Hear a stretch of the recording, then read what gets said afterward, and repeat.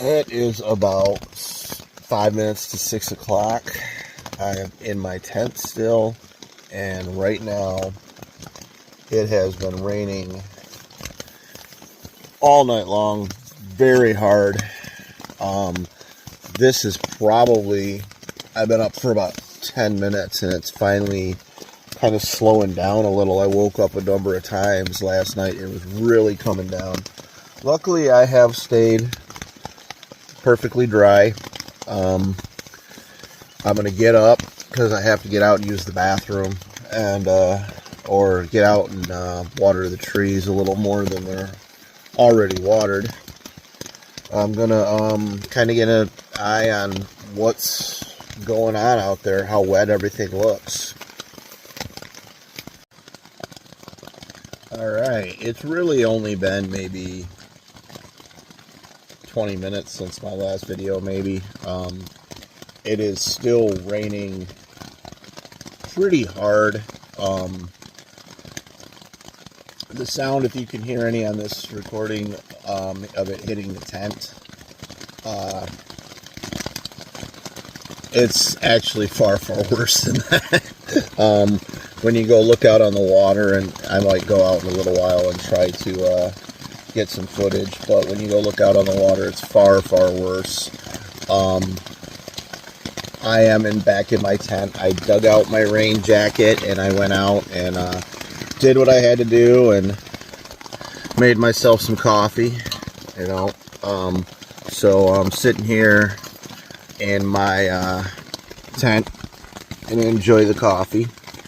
I'm going to pack the stuff up in here a little bit so that when I'm getting in and out for whatever I have to, it's not all going to get wet. My sleeping bag's got a little bit damp, not soaking wet, just damp from me moving in and out.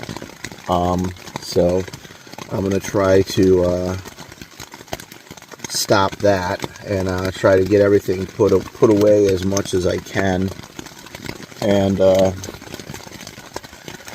afterwards, oh wow, we'll just sit here for a while, and I don't have to be off the lot, I think, until 11. I don't know, I'll have to look in my phone real quick and double check all that, but I think I could be here till 11, so I got about 6 hours. Well, no, not at this point, 5 hours, excuse me. It's not 5 o'clock, it's 6 o'clock. But I got some time, and like I said, I'll get as much as I can packed up, and then once it looks okay, I'll make a break for it. Just hanging out in the rain. Well, actually, obviously, I'm not in the rain. I'm in my tent. Got my river guide out, and I'm looking at it.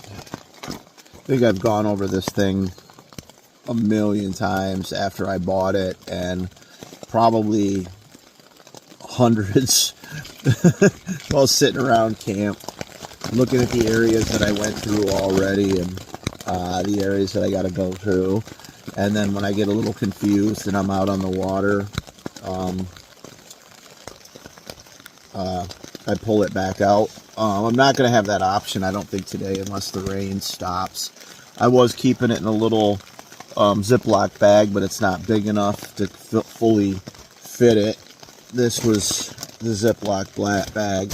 And oddly enough, day before yesterday, when I was on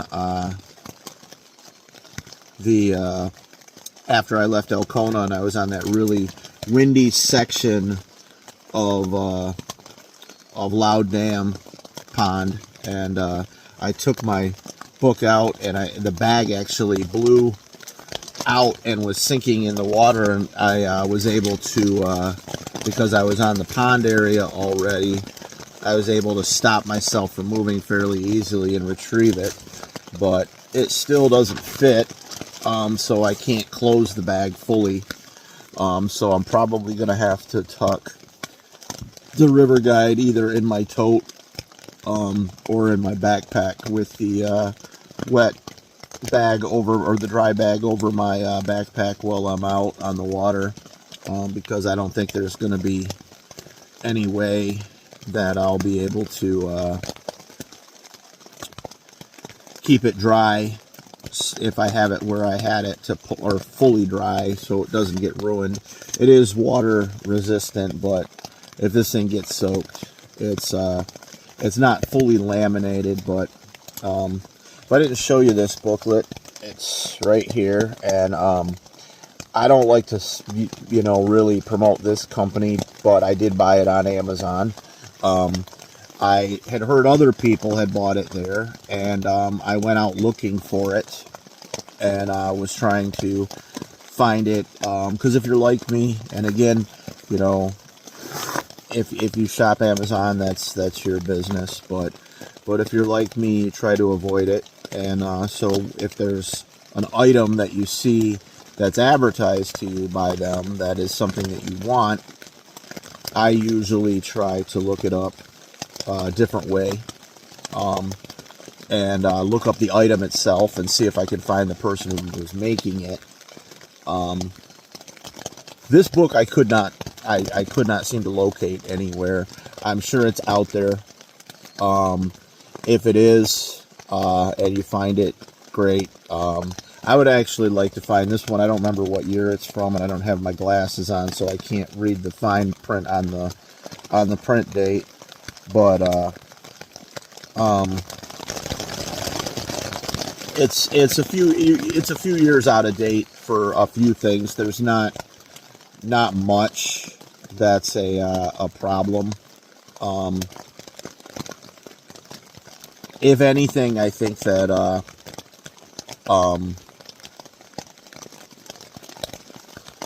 one thing they could add in about some of the campsites, because they are mentioned in the river guide. You mentioned, when you go to your major camps that they have bathrooms, they have showers. A lot of times you mention the bathrooms, if they have them, at landings, and a lot of them very correct. I never found of one that you said had a bathroom that didn't.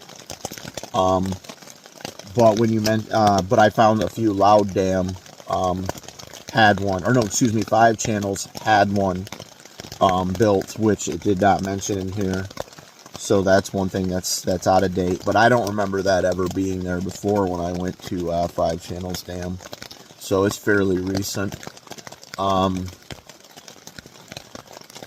the point that I was trying to make more is if it mentioned the steep inclines on some of the campsites, but maybe they don't assume that there's as many dumbass 50-year-old bad knee, bad ankle, and out here doing this. But it would be helpful information.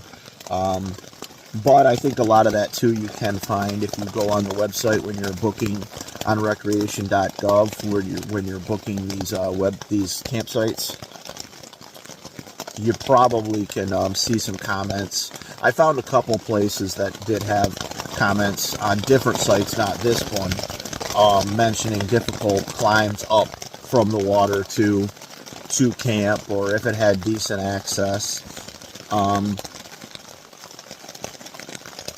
Although I tend to wonder if people choose not to say which ones are really nice on the comments, because then that just makes those ones get booked more, and it makes it harder for them to get them themselves. I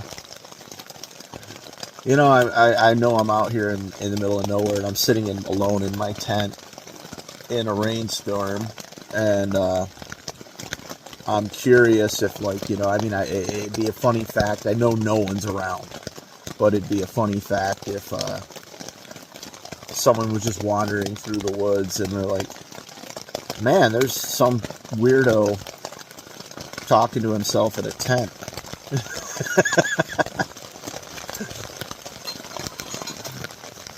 Still having my morning coffee.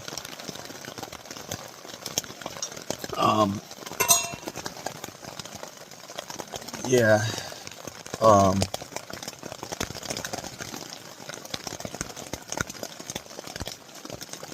What I was talking about the other day, you know,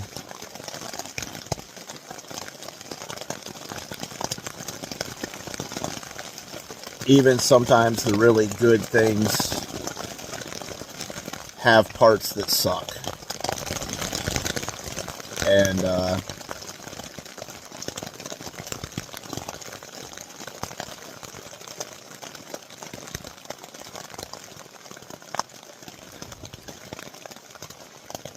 yeah,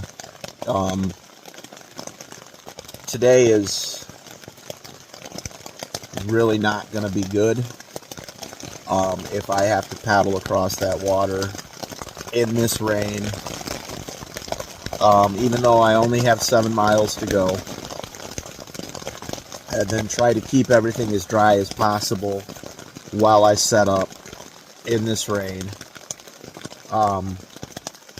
It's not gonna be easy or any fun at all. It'll probably be, quite honestly, the worst experience of this trip. But who knows? Maybe there'll be some kind of weird silver lining.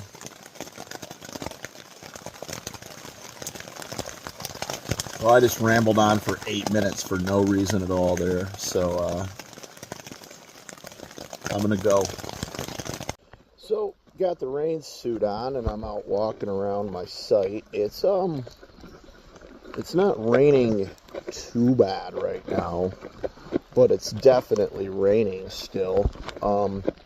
Over here, I'm not sure how well it'll show up, but that direction doesn't look like there's as much drops on the water, but there's still a good amount. So I'm going to hang out for a while. I'm going to pack a little bit more stuff up that's inside my tent. Things that I can get into my backpack and put my waterproof bag over the backpack. Hey, my alarm's going off at 7:25. Time to wake up. I actually have to take a minute on this video, and I'll do some filming of it later. But I have, using this little dry bag seal lock thingy, I don't really know what it's called, that my friend Elric, who dropped me off, gave me. I pulled it out of where I tucked it away when he gave it to me when I left. He gave it to me when he dropped me off. And at first, when I looked at it, I thought, well, it doesn't really look like my phone will fit in it. And even if my phone will fit in it, I mean, I have other items that I can tuck my phone in to keep it dry. But what I didn't realize, well, first of all, when I pulled it out this morning, my phone does fit in it, and it locks up perfectly tight with like a seal on the top, and it has a little strap, as you can see, that was getting in the way. But this thing is waterproof, but you can still your phone in it. The screen still works.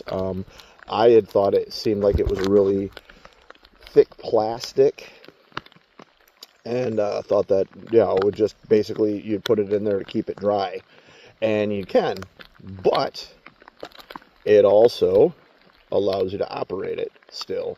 So this was definitely a great gift from my friend Elric, and I'll thank him in person. And later on, when I'm somewhere where I don't need it to be in this bag, I'll film the bag itself.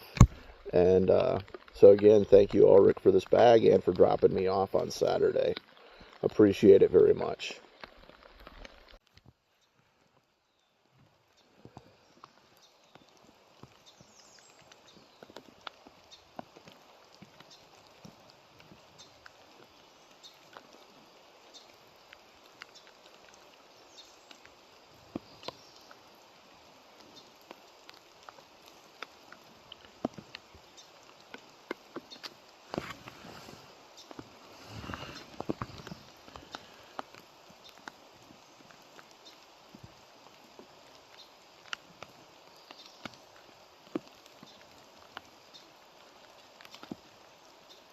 That one was just looking at me. I think when I came over and started filming, they saw me right away and got pissed, and they're moving on. And that one looked like, they looked at me like, you damn paparazzi. We're just trying to have a good meal with my family. Shook his head. Alright guys, Alright, it had stopped raining. It was down to a light sprinkle while I was finishing packing up, and then I was carrying the last, I did my last stop up for a few handheld things up this hill. And it had stopped, and now that I'm basically almost fully loaded up and ready to go, it just out of nowhere started again. But got the rain jacket on. We're gonna make the most of this suck. And you know, to be honest, it's not that bad. It's not that cold out right now. It felt like it this morning, but it's warmed up. Not positive what time it is. I'll check that before I get in the water so that I can keep an eye on, you know, how much time I'm making everywhere. But yeah, I'm gonna flip the camera around because I had complained, and I took some pictures and some video of the walk up to my campsite, but I'm gonna making my last trip back down with the like a little handheld, a few handheld pieces of gear, and I'll video down. So let me get that strap out of the way. You can really get an idea of how shitty this walk is. And I'm gonna tell you, going down with gear, especially after all this water and rain, you want to be very, very careful. This isn't really a path, but it is what it is. These are rustic, primitive sites. I wouldn't say I'd say completely no to this one again, but given the option, I would try to find a different one. Alright, it is 8:55. I am leaving, setting sail off of campsite 38 to make it to campsite 86. I have 7 miles to go. I have roughly 4 before I cross Cook Dam Pond. Not gonna film a whole lot as I killed one of my backup batteries, and I'm not really attempting to use my solar charger right now. I don't want it out in the rain because of the battery. Not the charger, its units panels itself would probably be fine, but the battery, even though it says it's water resistant, I don't want it to be out in this much. You can see what I'm dealing with. I got to cross a lot of open water, and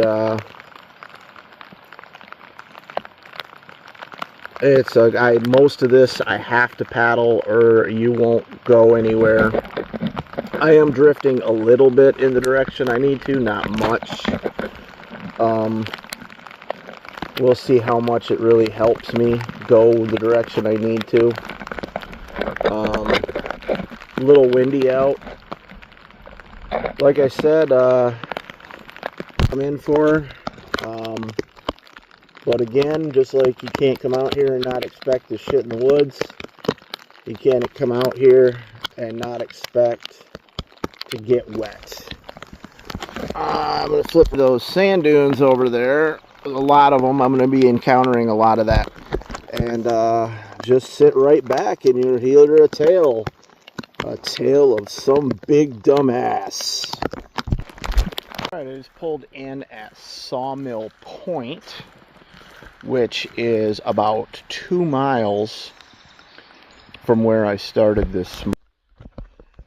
It is. All right, I just pulled in Sawmill Point. It is about 2 miles from where I started this morning. It is 9:55, so it's coming up on 10 o'clock. But I have a lot of time. It did stop raining. Oh, never mind. It started again. Can't say much about that now, can I? I was gonna say, yesterday it was day 5. I'm still alive, and I was trying to come up with what I would say for 6. And day 6 is not day 6. It's day sucks. No day 6. Day sucks. But that's actually just kind of a joke. But like I said probably 2 days ago, you guys don't know this, but I'm a funny person. It's really impressive, the jokes that I make. And my sarcasm is even, it's pretty up on the scale. So one thing to be known here at, there is one of those little outhouse. And for those of you who've camped where you only have outhouses and no other like flushing toilets and running water, for the last 3 days I haven't seen one of those. Well, that's not true. I did cross one. There was one at 5 Channels Dam, but I wasn't expecting it. So this is the first outhouse I have seen in 3 days. And I don't know if I mentioned it this morning when I say sometimes you gotta shit in the woods. Well, sometimes you gotta shit in the woods in a rainstorm. And that part is definitely not in the brochure. Alright, I'm still here at Sawmill Creek. I'm just got done using the facilitations. And I'm also just taking a little while longer because there was a family. They were camped just up ahead of me. And they were all in kayaks and had a lot of gear. They were loading up, and I had asked them. At first, I didn't notice there was a lot of people. I didn't even see all of them, but when they just went by in the kayaks, there was at least 10.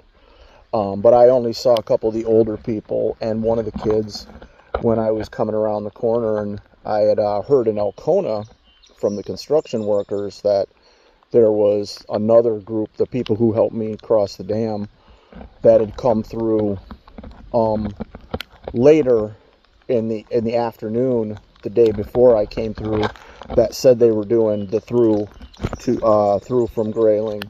So when I saw them and I saw all the gear they had, I wondered if it was them. But because it seems like most of the other people out here are in motorized boats and taking them back and forth to the campsites. Right now I'm in a smaller set. When I was talking to those people, I only talked to them for a second, but I didn't really think that they appreciated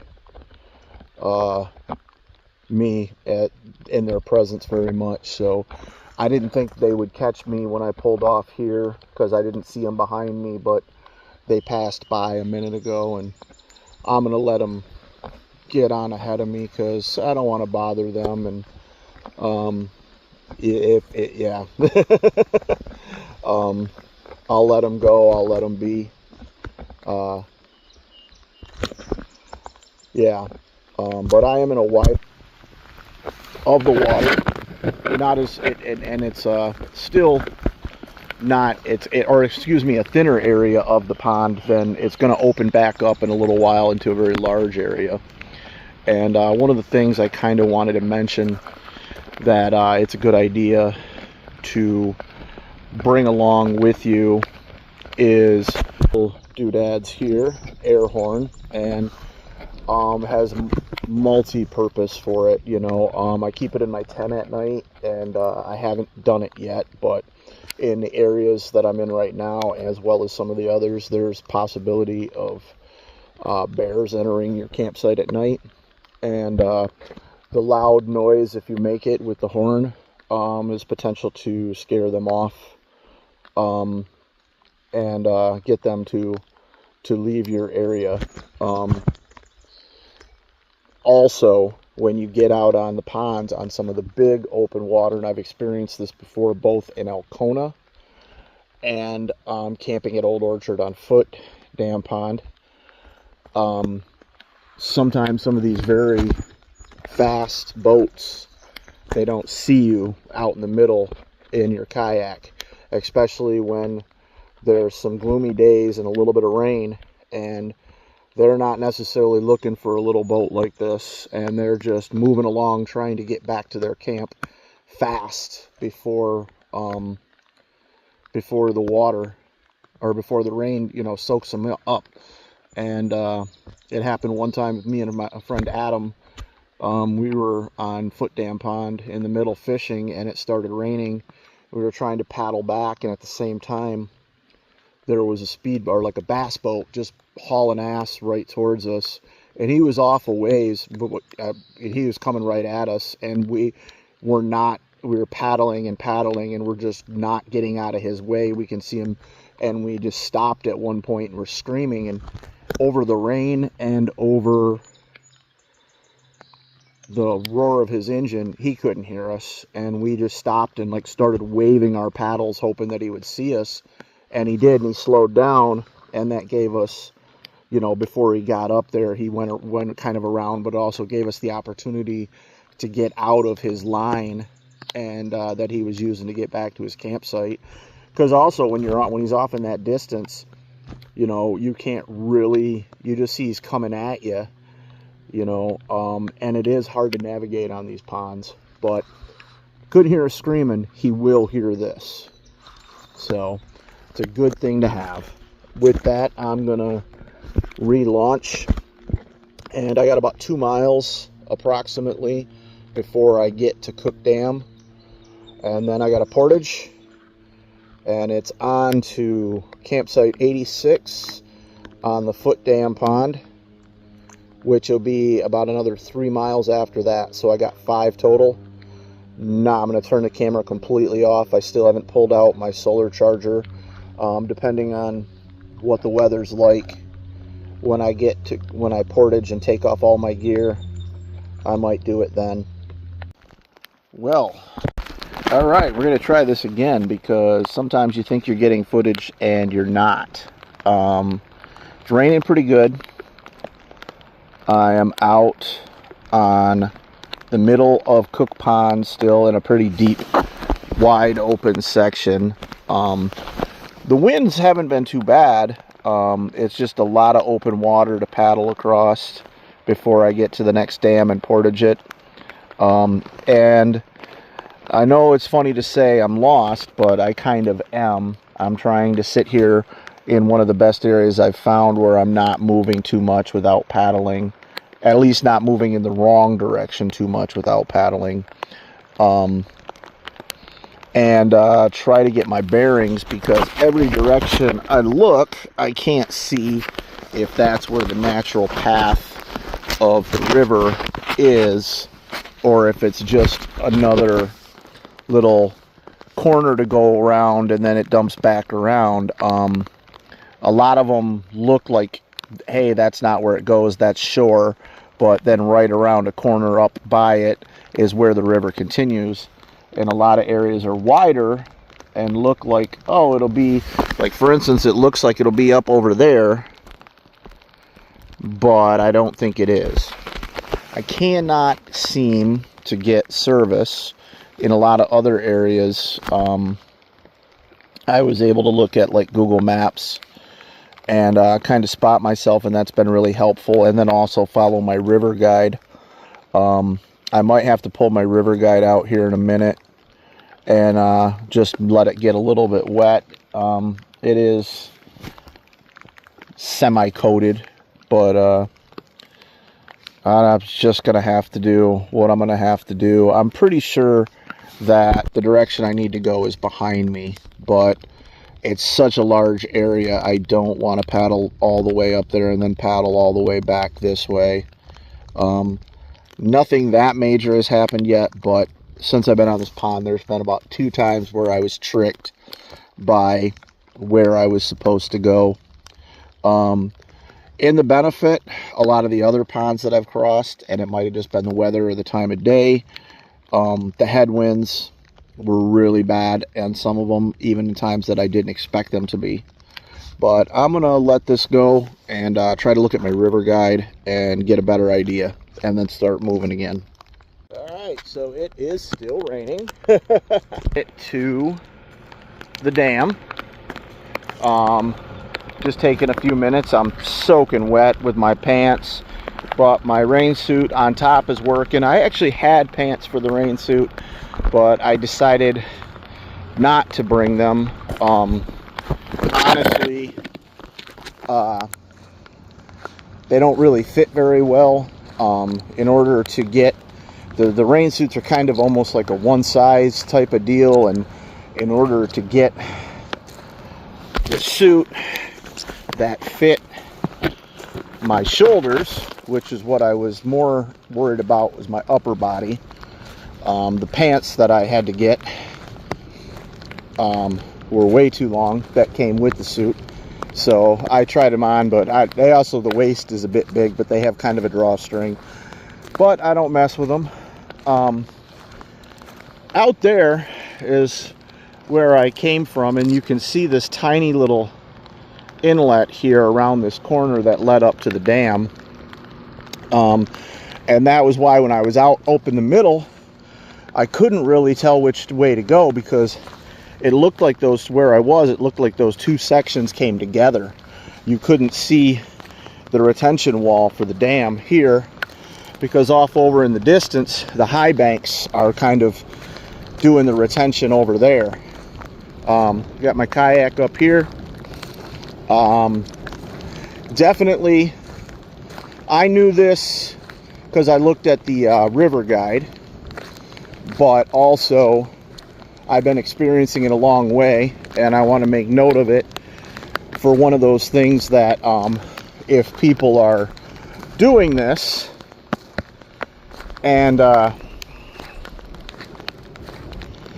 they're curious, or not curious, excuse me, but not sure about where the portages are, you always, no matter what you see, look for that sign that says portage. If you look over there, there is a dock and a boat launch, and that is to put in larger boats, but you can't directly get to the other side here. You have to go up the road a ways and across the street to another boat launch, and it would be a ridiculous amount more for you to try to move your kayak. Here I am, like I said, everything is very wet. I am going to try to make the best go of it that I can. I shouldn't have too much more time to go today, but hopefully it stops raining when I get to my camp so that I can at least get my camp set up there. I'm gonna do what I can to get this kayak up and over and move it along. Down the hill, and was able to actually, I moved it here without taking the gear off, easier than I have taken the gear off anywhere else, except for Loud Dam, or no, 5 Channels Dam. I slid it down the hill like this, just let it go, and it worked fine. I was afraid to do it here because the hill's a lot steeper and the bank is a lot closer, and I was definitely worried that it would just shoot off into the water. Like I said, it worked very well at 5 Channels, but I knew it wasn't gonna be something I could do here. However, right around the side over there is a good little sloped area, and with the grass being as wet as it is, I was able to just kind of pull along in the areas that I couldn't. Actually, what I did best was I got behind the kayak and pushed right down the side of that slope, and I stopped right there. Not gonna screw around much more. It's raining pretty good. Gonna get the kayak in the water, get to camp. Hopefully I either have some good tree coverage at camp, or the rain stops for a little while for me to at least get my tent set up. So that's what I'm hoping for right now on Day Sucks. Now that I'm back on a proper flowing sort of river section of the journey, it's only been, I paddled a little ways, and now I'm kind of moving along with it. So that is helpful. There's Cook Dam right there in the background. Last dam I will need to see. Almost every one of the dams that I've come in contact with,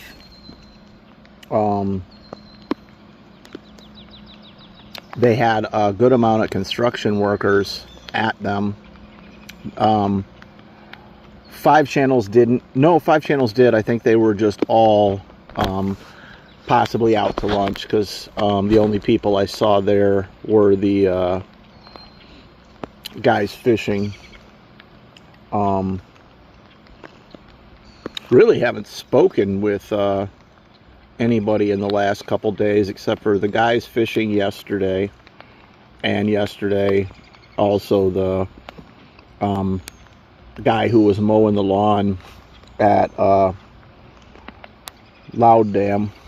Other than that, you can see though the water's moving me pretty good, which I'm pretty grateful for, because I do want a break. Paddling on Cook Pond was not as bad as Mayo, or Elkona wasn't too bad. Mayo was definitely the worst, and the worst portage. But the section of the river before Mayo all the way up to where I started in Grayling was probably my favorite section of the river. I had 2 nights, no, excuse me, but it's even from Mayo to Elkona, because I was still technically in Mayo, but just south of the dam, for my second night. And that was, as far as river, probably my favorite part. Haven't seen a whole lot of wildlife except for some geese today and ducks. Hoping I might run into something before things open up more into the pond. But for a little while I'm enjoying I'm floating backwards, and I'm letting the river do what the river's going to do. I should only have about 3 miles to get to my campsite. And like I said, hopefully I have some good tree coverage. Last night's was decent. Hopefully I'll try to find even a little better in the area that I'm camping in. Get my stuff set up and kind of settle in. Find some dry pants out of my bag. I've actually been wearing, I didn't bring a whole lot of clothes, and I'm kind of glad I didn't, because you're gonna get dirty. I mean, look at, I'll show you my legs here. You're gonna get dirty. And I don't think there's any way around that. You can change your clothes as many times as you want, but when you're getting in and out of the kayak as many times as you are, and you're setting up camps as many times as you are, and tearing them down as many times as you are, you're going to roll around a lot of dirt, and every day you're just going to make your clothes incredibly filthy that you were in, and you might as well. I'm saving my clean clothes, which hopefully they're still dry, in my backpack, for when I get to Old Orchard, and then I'll have, you know, both a pair of pants and a pair of cargo shorts to wear. I did wear the cargo pants a couple of times. I'd switched into them at nighttime at my campsites because I was sitting up around the fire, and so it's definitely nice to have those. And I also have a pair of swim trunks that I put on a couple of times and went into the water. But other than that, I really didn't bring much clothes, and I'm glad I didn't, because it would have been an extra weight for nothing. Brought a lot of pairs of socks, and that was pointless because I only put them on the one day. Pretty much, I mean, from the sandals to up on shore at my campsite, and not long after that going to bed. If the temperatures were a lot different and they were a lot colder, the one night that it was got a little chilly, and so when I put the pants on, I also put on the socks. But if you're coming out on this, I wouldn't recommend worrying about bringing a lot of clothes, as opposed to just making sure, okay, if one set gets wet, I have this, you know. You're not, when you're out on this river, even when it's raining, you're not going to put long pants on. You still got to be getting in and out of your kayak, and yeah, you could put long rain pants on, but even if it's chilly, you're not going to be wearing pants.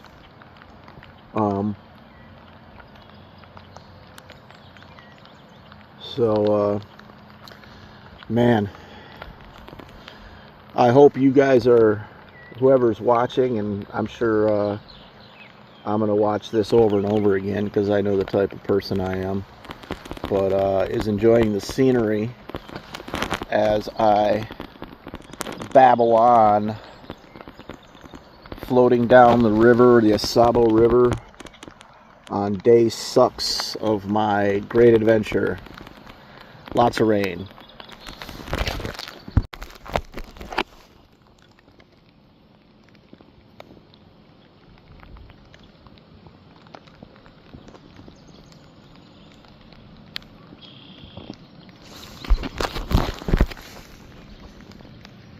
Got to sort of choose your own adventure here.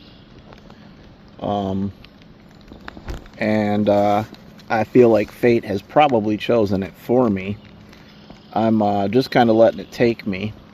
However, I know once I get over there, I'm going to have to paddle a little bit just to make sure I miss the obstacles. But this is it's a slow-moving part of the river, but it's moving me. And I only have, I just looked, it was 22-mile marks at the dam. My campsite is at the 19-mile mark. So I only have 3 miles to go today, and a little bit of that, I'm probably done a half a mile since I launched. Can't be too much more because I can still hear the dam running in the background. I gotta straighten up a little bit here. Yeah, I think I'm gonna have to actively do a little paddling. Oh, maybe not. We'll see. Yeah, I better, or I'm gonna run up into something.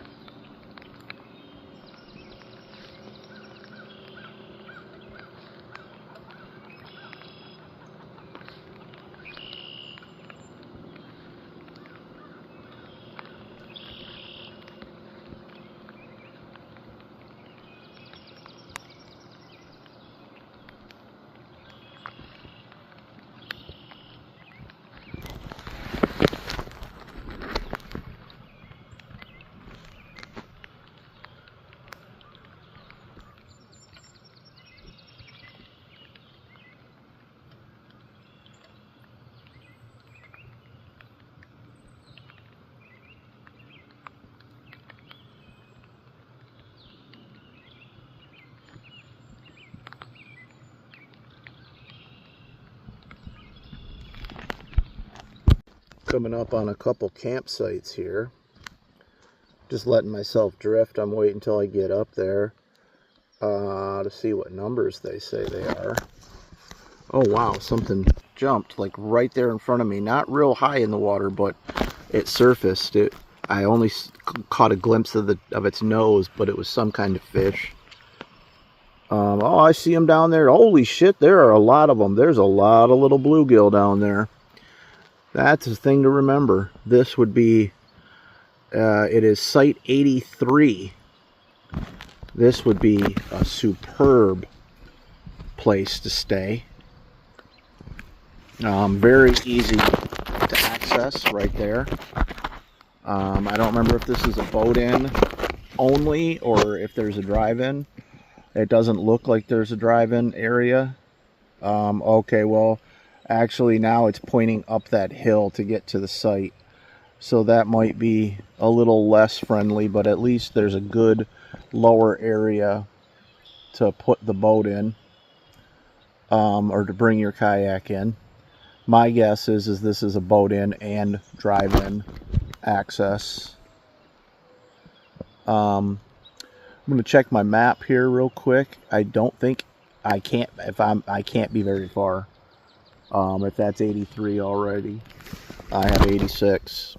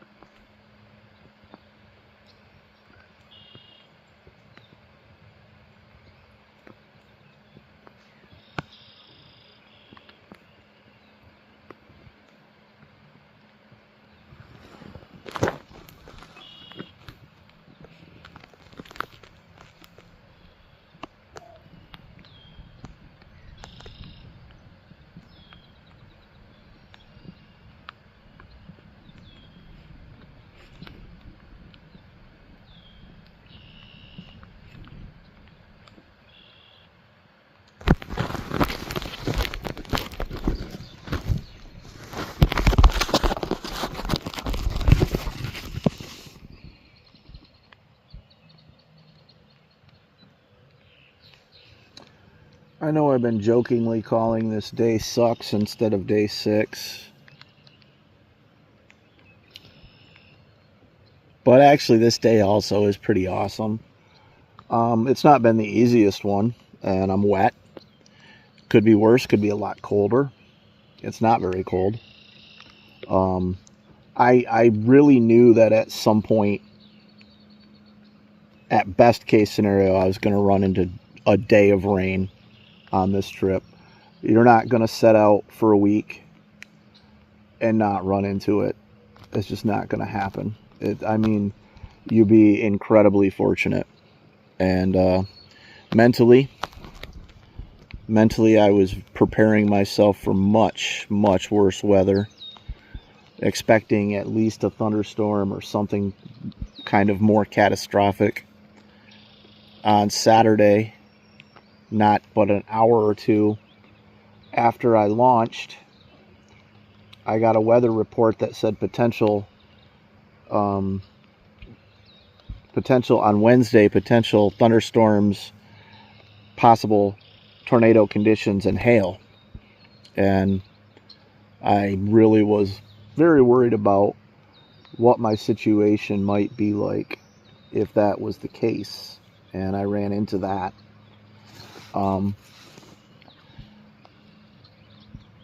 This has not been bad. And actually it's even today, I will say this is something that I will do or would like to do at least one more time in my life.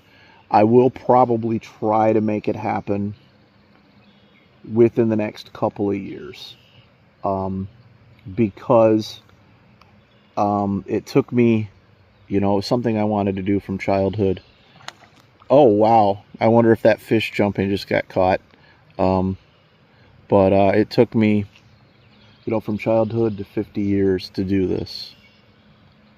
And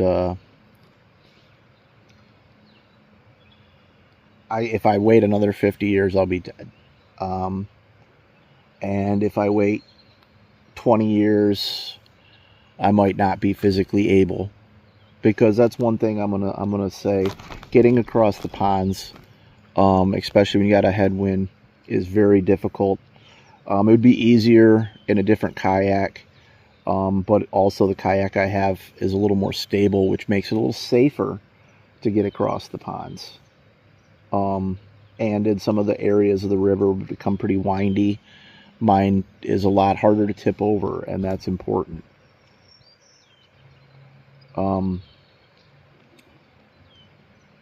Yeah.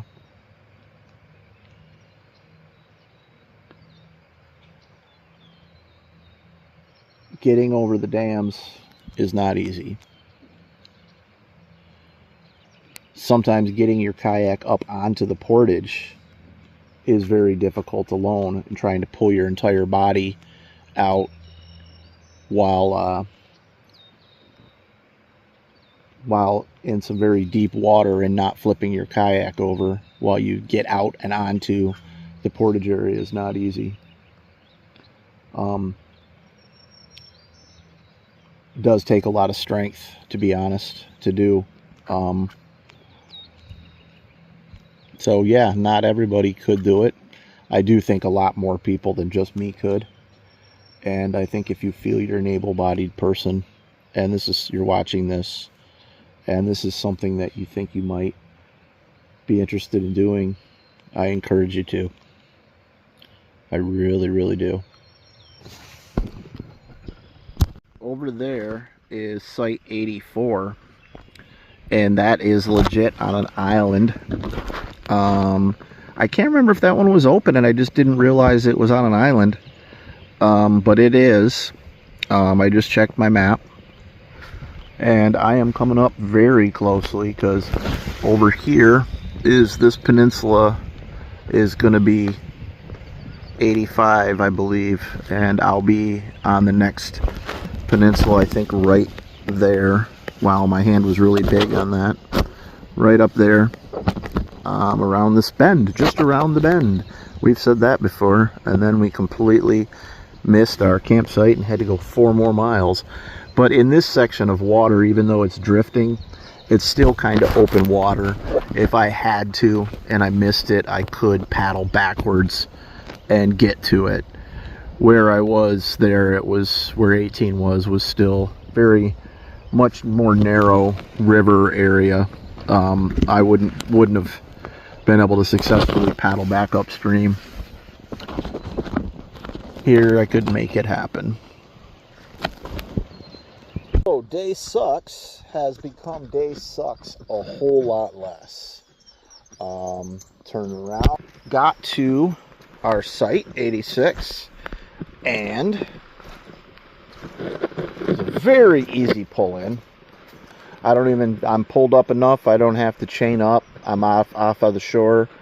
It's going to be very easy to get back into it and have all my gear very close to me tonight. I am going to probably set my tent up back in those trees in case we do get more rain. It'll help shelter me.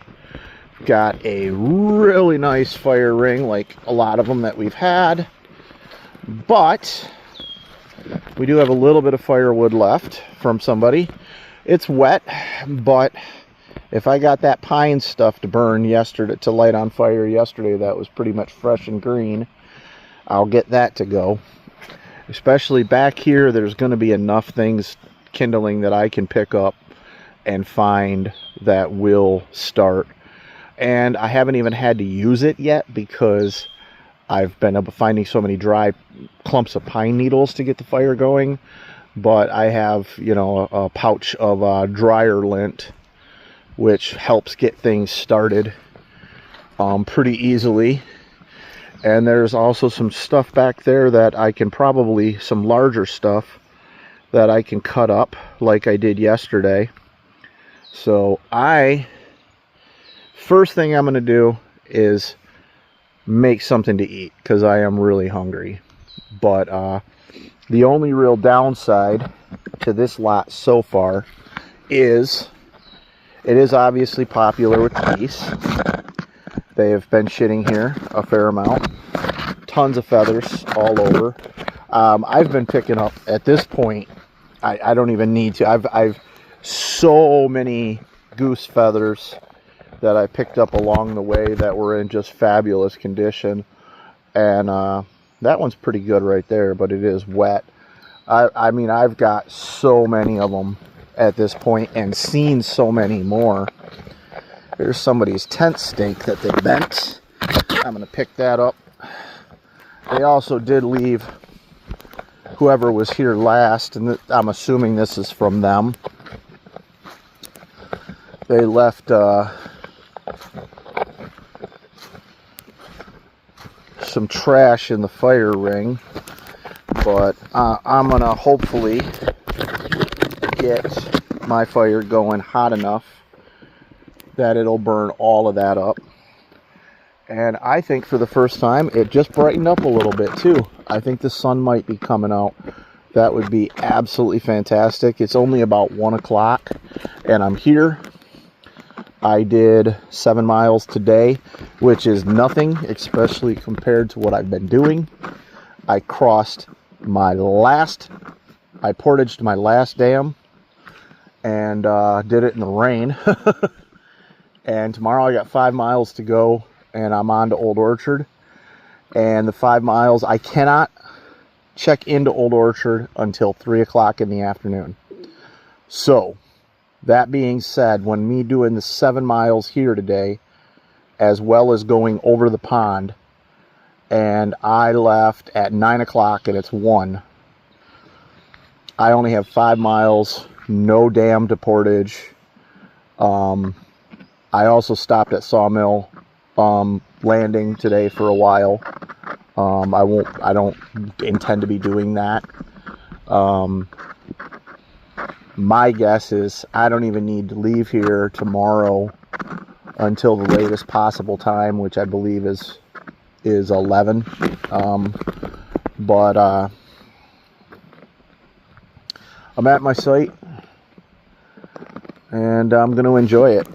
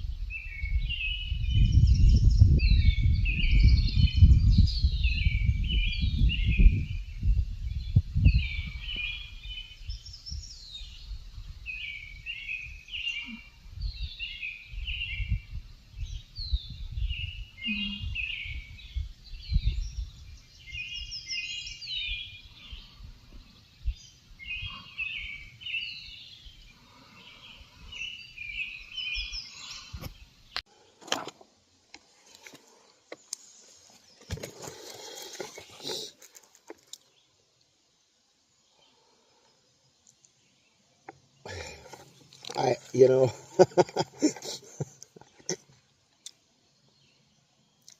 I felt like I had something really deep I wanted to say.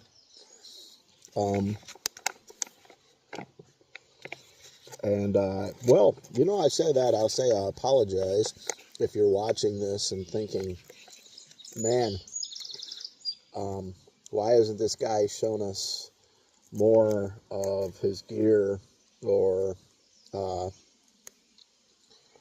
more of the river footage or I mean, honestly, I don't know what I'm doing, you know, when it comes to this. This is something I just really wanted to do for a long time. Most of the camping that I've done most of my life until about a year ago has been very basic, you know, even primitive camping with outhouses and like at Old Orchard, you know, I could walk to a camp store, my car's right there. I might not have an electrical or water hookup on my lot. That's about as far, as it really goes. I just started doing this stuff last year, and it's been very, very rewarding. The kayak trip,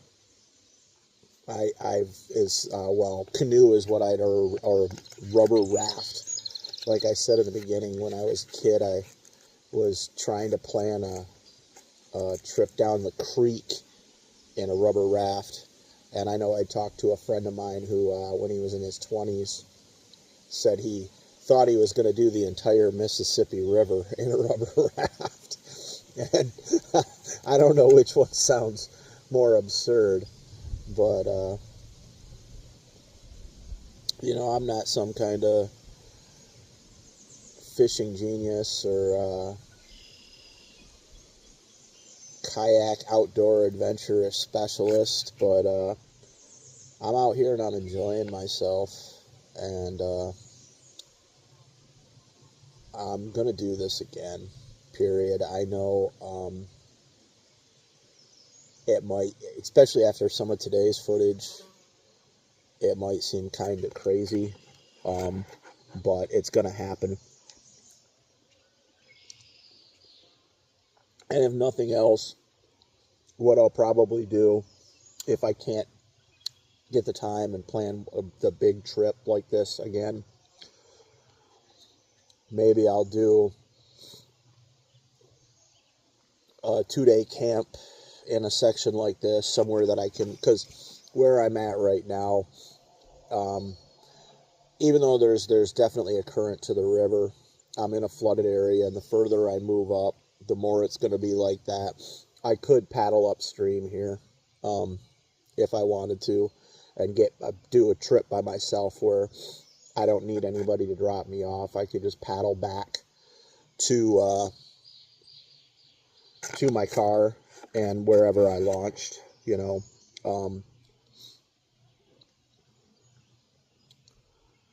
It's doable. It's doable.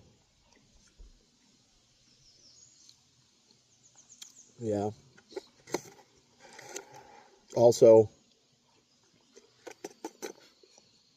Mountain House's cheesy enchilada bowl is pretty good. Probably out of all the meals that I've had, and it's one of the best. I think some of the ones that come across a little simpler actually work a little bit more.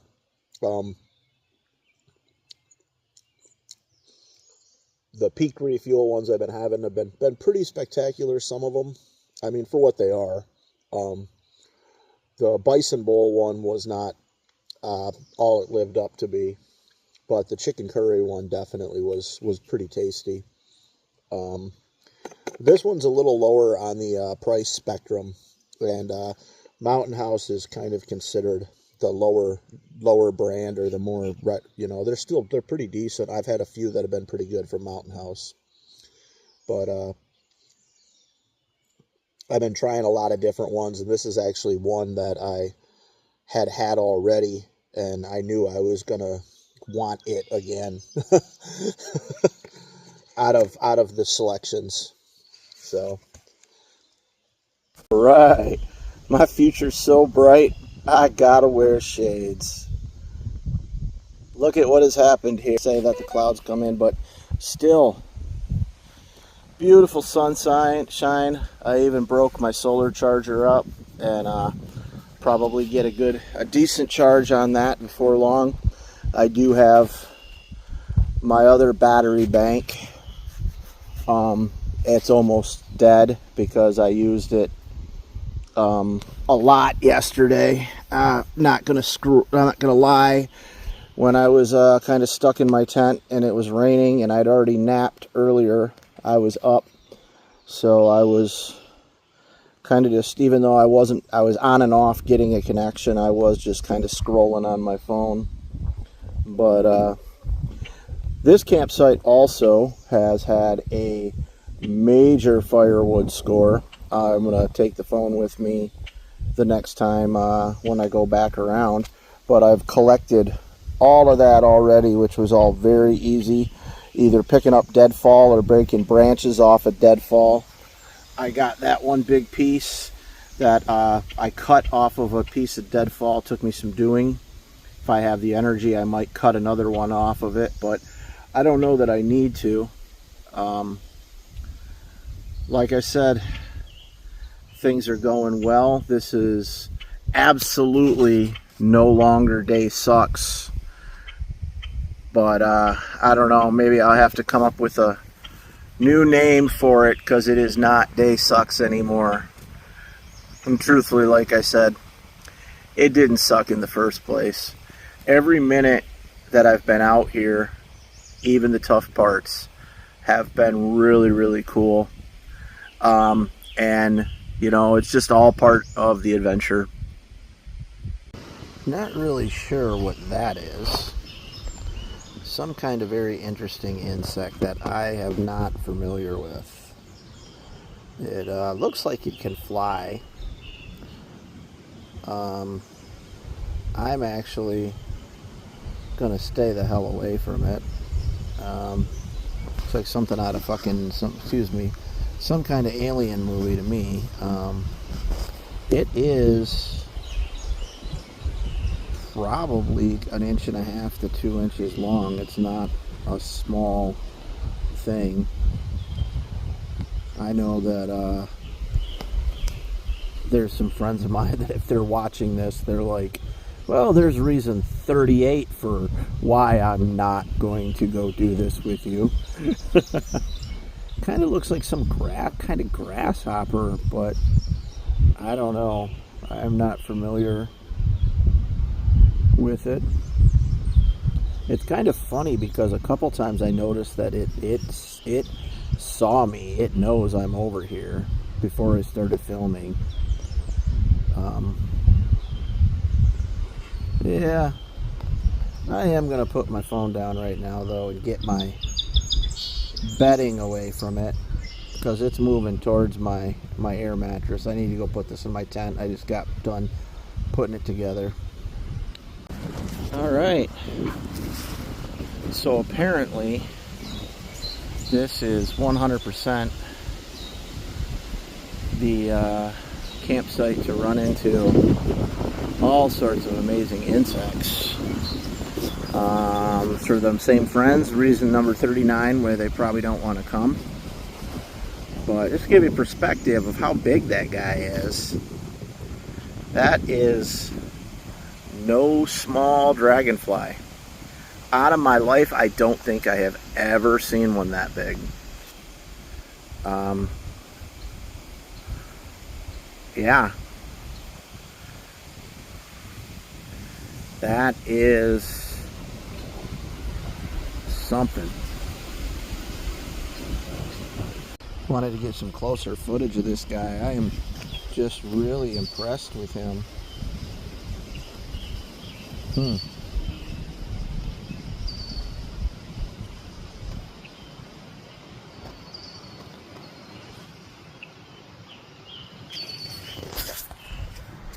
His wingspan probably wouldn't even fit in my hand. He's probably, oh, it's definitely bigger. He might be going, if his wings could go from one end of from where my wrist is to my fingertips, probably. That guy is big. I just got bit by a mosquito. He doesn't seem real concerned about me, so it's very neat to see him. Take you on a little walk back in the woods and part of my campsite. I am on this really nice little peninsula. Can't really tell how big it is. There's a pretty big hill over there.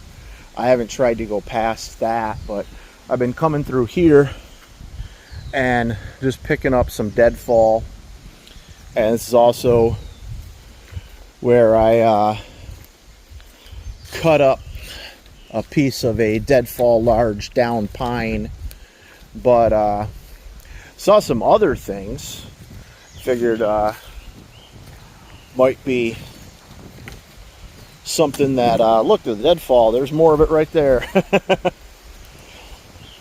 There have been some very busy beavers back here. That's clearly what has done this. And so these I left alone. I decided not to fuss with their handiwork in case they are trying to. There's one right there. There's another little down one. You got one over here. They've been working. So, but I've been coming through here and grabbing the stuff that is not attached to that. All right, you've heard a lot of people, if you've watched these videos, talk about filtering water. And if you've never drank filtered water from directly from a river or a creek or lake or something like that, you're in for a surprise. It's not the tastiest of all. Oddly enough, when I camped at Meadow Springs in that part of the river, it was. But I attribute that to there were so many springs around that were running into the water that it was just that much more fresh. Normally, it tastes all right. It has kind of an aftertaste of kind of sand. And if you're going to come out here and do a trip like this, you're also going to have to get used to the fact that you're going to drink filtered water. You're going to have a filter to do it and know how to use it. It's really not that difficult.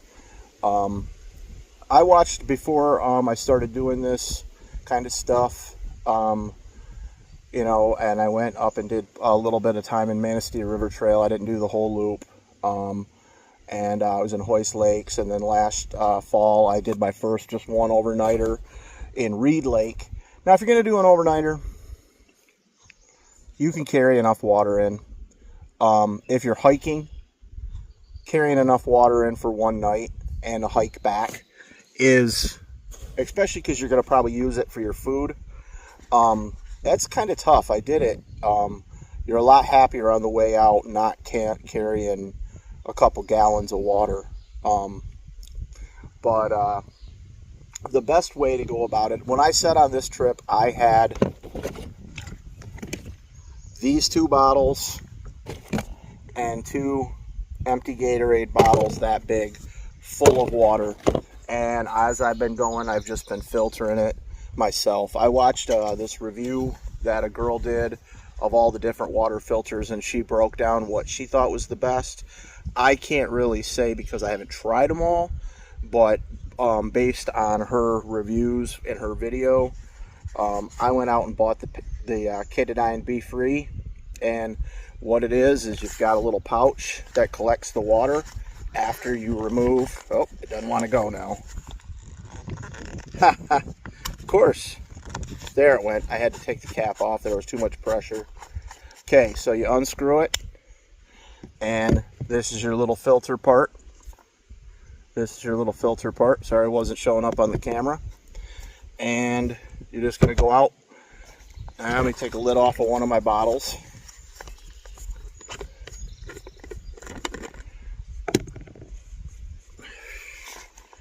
You're just going to go out and fill this, and you're going to want to walk a little ways off so that you're not picking up sediment. There's quite a bit flowing through here, which is kind of interesting. I'm going to move over this way a little bit to get it.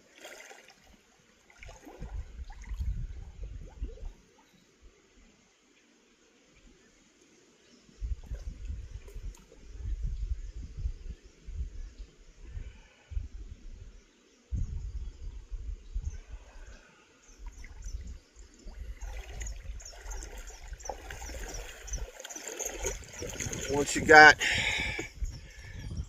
your bag filled, just replace and screw in the filter, and then take your bottle and it squeezes right in. And when it's flowing good like that, it means your filter is super good. Although when you get to the bottom, either that or the water's cleaner. When you get to the bottom, it does require a little more squeezing, and if you squeeze it You give it a little more pressure, it just goes a little faster. The faster it runs through freely, from what I've been told, is attributed to two things. How much your filter's been used, so how much is starting to clog it up already, and how much sediment is in the water already that it's pulling out, or other things that it's pulling out. If you're worried about the filter no longer working and you drinking bad water, that's not going to happen, because when the filter is no good anymore, it stops letting water through, or at least that's the theory. I haven't been to that point yet because this is my first one. I used it on 2 trips before this, and I have been pretty much predominantly using it this whole trip. I've been drinking filtered river or pond water, and that's 1 bottle full. I'm going to fill up the other ones real quick so that I have them sitting up at camp. No need for you to watch me do it 3 times over. Well, I tried doing some fishing for a little while. There's actually quite a few fish moving around. There's 2 smallmouths right after you walk off about 5 foot off of where you go down in the water. It drops pretty quick. There's a pretty quick slant down. I can't see how deep it gets. It probably only about 6 foot right there, but then it goes down a little more. I was trying some spinners. They a couple of times they had turned around. I saw one of them turn around and look at it as it was coming in, but it had both times it had snagged a piece of seaweed. My spinner had, so they quickly ignored it. And that was kind of the luck I was having. Although even if I did catch either one of those 2 smallmouth that are moving around, they're not big enough to keep, and I'd rather not. If I know they're too small, I don't want to catch them and still have the chance that if I can't get the hook out of their mouth, if they swallow it, that because you're not supposed to keep them if they're too small, but I just don't want to run into that whole scenario. That trout I caught the other day, I'm pretty sure didn't live. I don't know if I mentioned that or not, but it swallowed the hook pretty solid, and I tried my best, but I put him back in the water. He kind of sank down, and then he flipped around, and he was just kind of sitting there. And yeah, I have a feeling that he passed away after I left. So I know some people might feel weird that I felt bad about that, but I did. I do enjoy catching fish and releasing.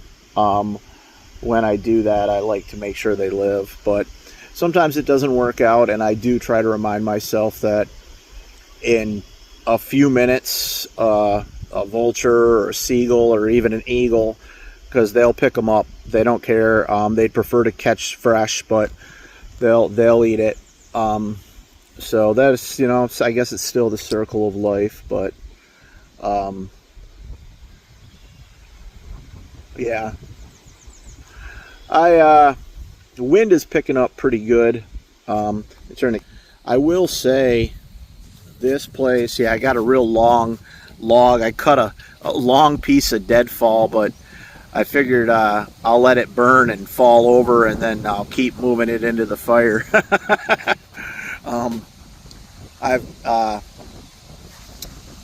Wow, that wind is going. But this place is definitely, hands down, the favorite campsite I've been on, which I think is funny. I've been having, since I got here and got everything kind of slowly, been meditating a little bit. I mean, just thinking and watching the breeze and putting things together slowly, gathering firewood slowly. Had a lot of time, a lot of opportunity to do it. this has oddly really turned out to probably be my favorite day, if not my second favorite day, which I do think is funny because I think the other day that I was mentioning being so great was the day I really had to cross Mayo Pond, which that was day 2, and that was very, very difficult. But once I got on the other side, everything was fantastic, and the campsite Meadow Springs was fantastic. Yeah, can't say enough about either one of those days. Both of those days were remarkable, and every day has had its own little interesting quirks and things that have been amazing. I'm still kind of trying to wrap my brain around the fact that I'm going to wake up tomorrow, paddle 5 miles, and I'll be at Old Orchard. And even though I got 2 days left of vacation, like this is the part that I feel like I've been waiting for so long, and it's almost over, which is kind of strange because it also feels like it's been taking forever. It feels like, wow, these days have just went slowly, but in a good way. And I don't know if I can express that enough. If you really want a mental reset, if you really want time to slow down and have a good amount of time with your thoughts, and come do something like this, and don't don't try to rush it.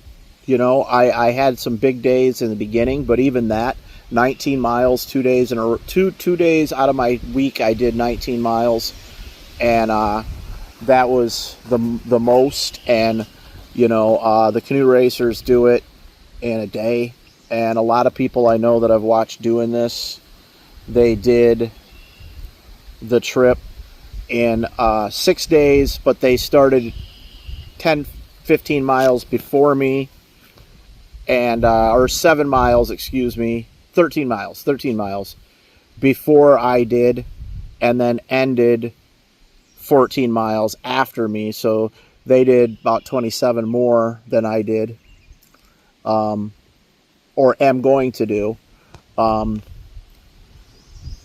They were pulling 20 something miles a day, each one of those guys. And it really is possible to do that.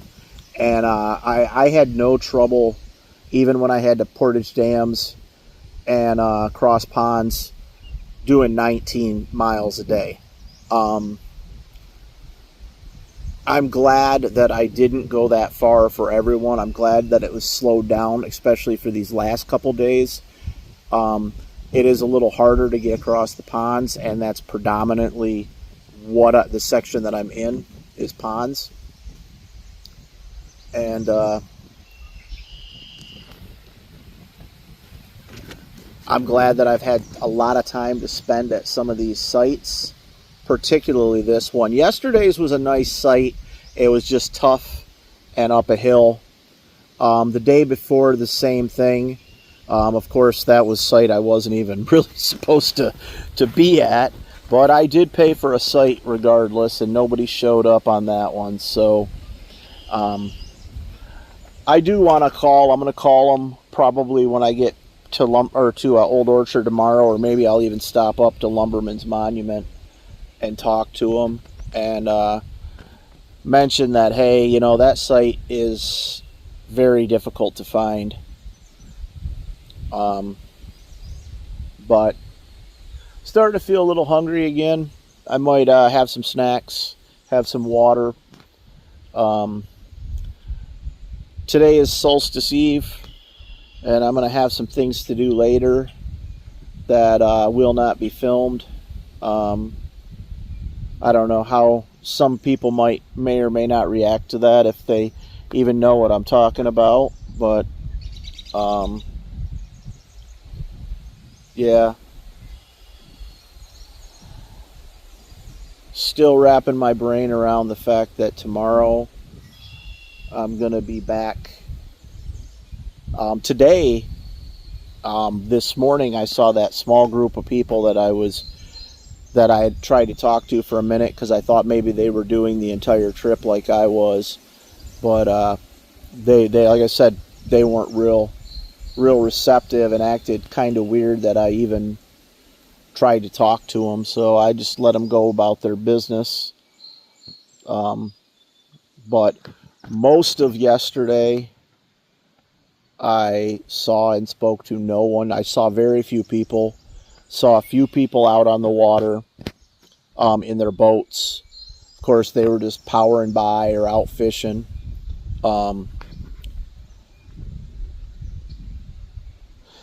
Today, and nobody, the entire time I've been here, nobody has come by this section of the water, which is actually kind of awesome.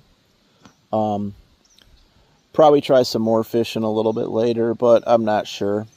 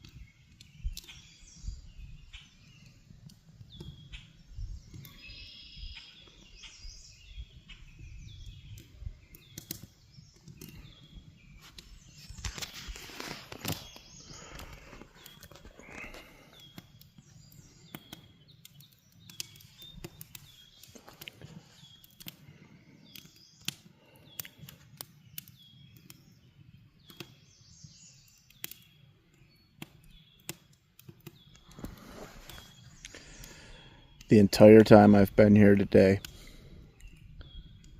the only people that have come by have been a group of kids. They may have been teenagers, they may have been early 20-year-olds. I can't tell at this point in my life. But they came by on jet skis just tearing through. One guy kind of acting like a jackass with a group of other guys and girls behind him on other jet skis. It is what it is. They were having fun. They went up a ways to where I couldn't hear them anymore, and then eventually they turned around and came back about maybe half an hour later and went back in the direction they came from the first time. Those are the only people I've seen through here, and that's been pretty damn awesome. So you can see the view I have. Got my fire going.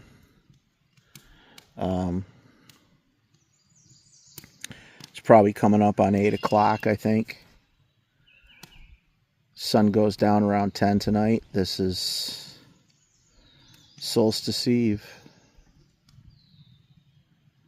And it's just incredibly peaceful and magical out here. Every part of this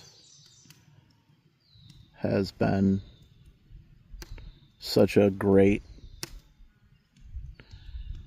moment, collection of great moments. Yeah. I think when you do a trip like this,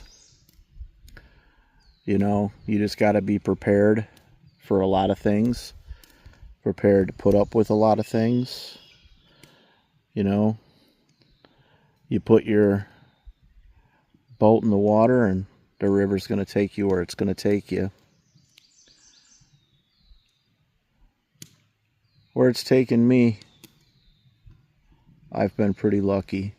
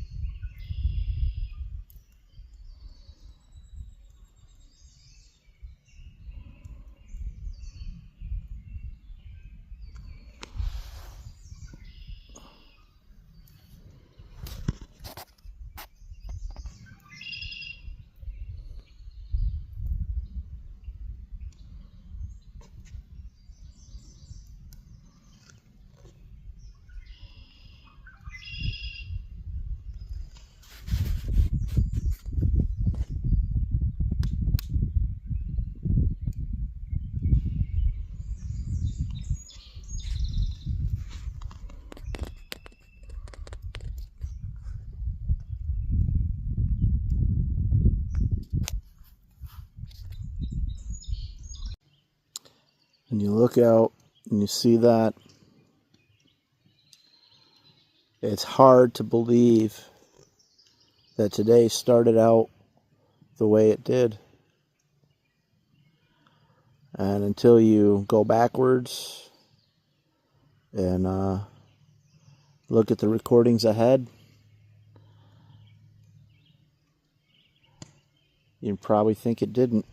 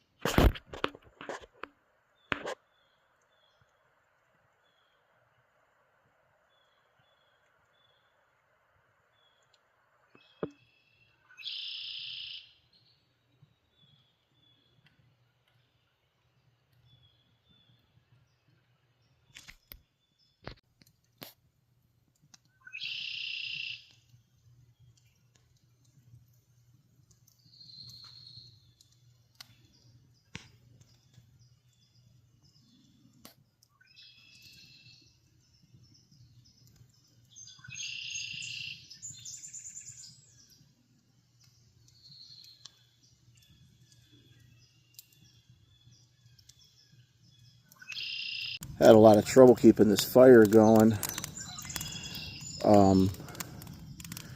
It just a lot of that wet green wood just not wanting to cooperate and stay lit. But I just got a bunch of that. I just threw two bundles like that in there, and I was getting that one, and I came back and it had lit back up pretty good. So I'm gonna give it a few and see if it catches some of those other pieces.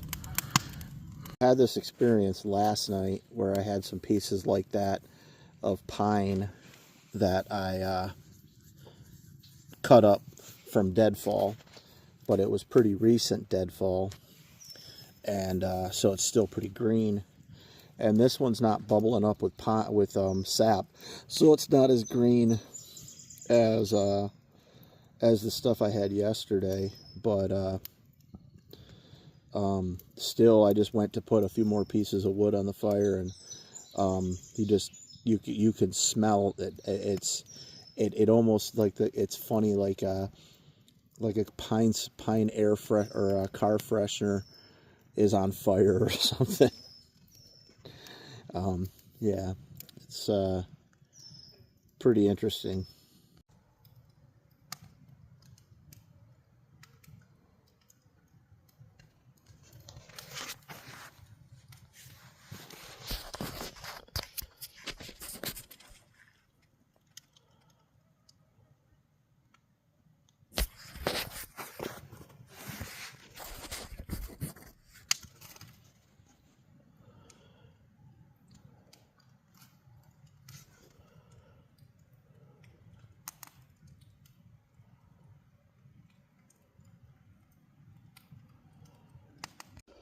Here in my tent,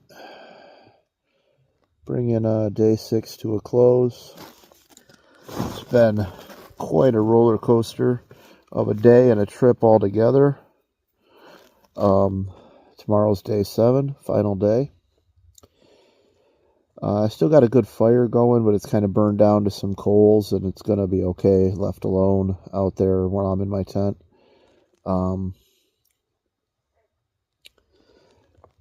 Just not really all that tired, like I need to go to sleep, but just a little chilly, and the fire's not warming me up enough. So it did actually warm up pretty hot today, but I'm gonna lay here in my tent and eventually drift on off to sleep, and I'll start again.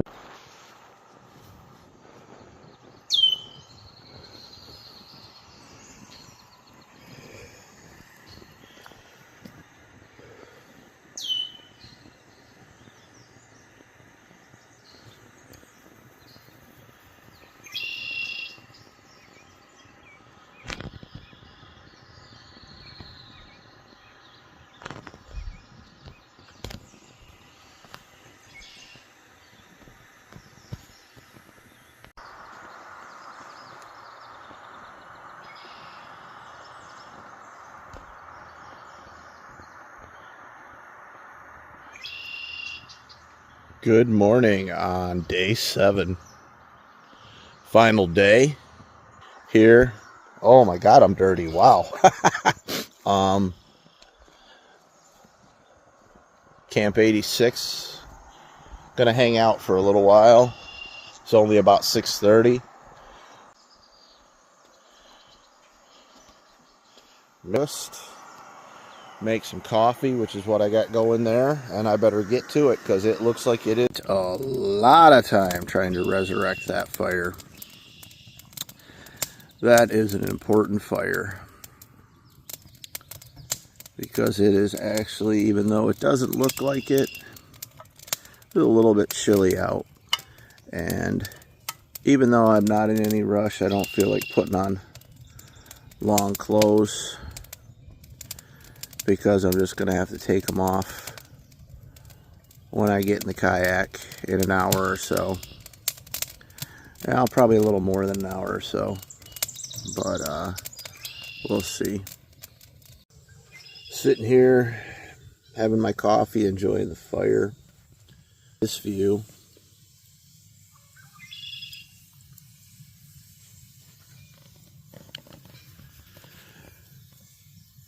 I don't know, here I am on the morning of day 7, and I'm not sure what gear I've shown you, what gear I haven't. Like I said yesterday, though, I think it was yesterday, I don't know. Honestly, I don't really know what I'm doing. I'm just out here. I had a dream, and I'm out here living it. And right out there in front of you, that is what it was.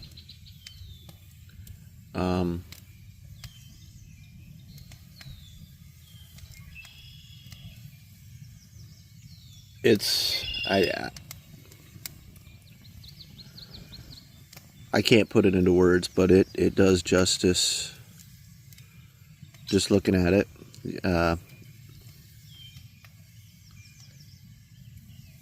And out here, this site, this place has been the best site, hands down.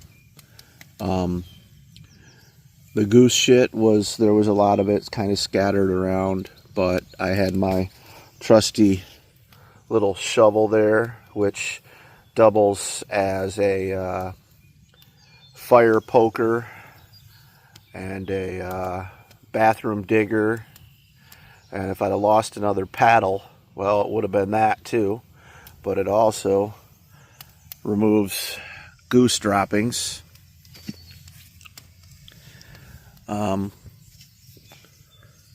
Sitting here letting the fire burn up what I put on there. Gonna have my second cup of coffee and a breakfast at a campsite in the morning. I'm gonna have the Mountain House skillet, breakfast skillet. We'll see how it compares to the Peak Refuel and the ReadyWise one. The ReadyWise has definitely had the best breakfast ones I've had so far. The Peak breakfast ones weren't bad. But honestly, when it comes to the dinners, I didn't have any ReadyWise dinners. But when it comes to the dinners, it really just depends on which ones. On if they're outstanding or Well, I mean, none of them are outstanding, but let's get real on that. But if you've never had them, if you make them properly, they're on par with like a microwave meal or like a frozen dinner type of item. Sometimes, and a lot of times, I'd say they're actually a little better. But I'm gonna be getting back in that there kayak in a couple hours, and I'm kind of hoping I don't regret waiting, because if I get to Old Orchard, I'm not going to be able to set up my camp. But I can wander around the campsite and walk around, and maybe get some shower tokens and walk down and do that. I just won't be able to put my tent up or anything. So there's that. I don't know.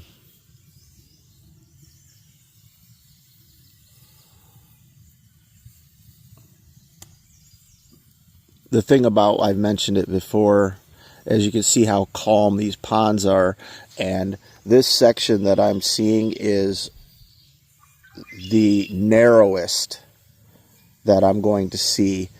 As I go a little further upstream, it's just going to get wider and wider and more open, and the longer you wait in the day, you can end up with those headwinds or any kind of winds.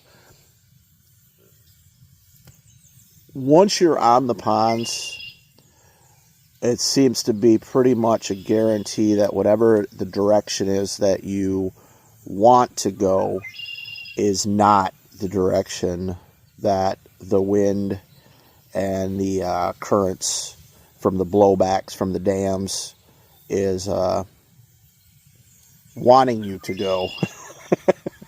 And it is a stiff argument between the two of you sometimes. But I've said it already, but this is definitely something that I'm going to do again. I'm not sure how long. I highly doubt it'll be next year. Vacation time is limited, and there's a lot of things that I would like to do.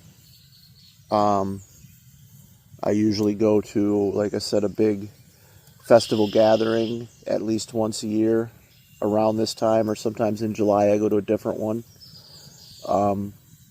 And I passed that up to do this year.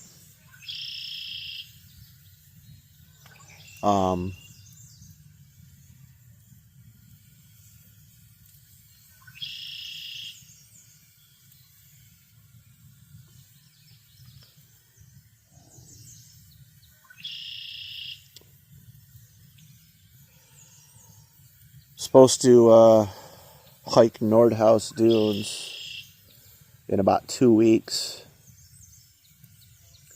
4th of July weekend. I do think I'm going to do that. Or maybe go back to the Manistee River Trail and see if I can do the whole thing. Although I doubt I'm going to do Manistee on 4th of July weekend. That's a very popular place. I was there in mid-May, and I ran into probably 30 groups. Very few people by themselves, 1 or 2 people by themselves. Some of them were just day hiking, but I ran into probably at least 12 to 15 that had enough gear that looked like they were out there doing the 3-day trek.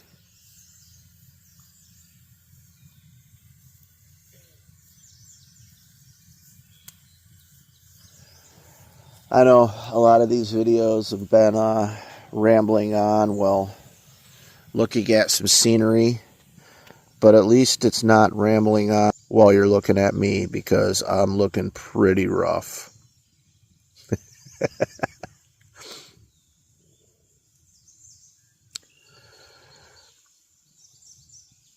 The jury's out on the Mountain House breakfast skillet, or the jury's returned, and the verdict is that it's not unedible, it's not bad, it's extremely mediocre. Little